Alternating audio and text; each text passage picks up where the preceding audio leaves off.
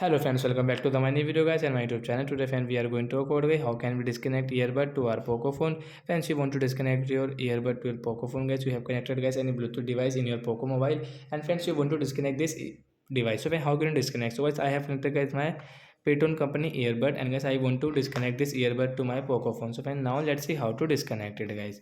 So first of all guys, we will on our phone setting to disconnect this earbud. After on phone setting guys, scroll it friends, you can see phone Bluetooth setting guys, click on your phone Bluetooth setting. Friends, you can see guys this earbud name, and when we have connected, so a right side arrow option guys, tap here guys, you can see guys this unpair option means disconnect. So guys tap here to disconnect guys, you cannot use guys, you will have to connect again.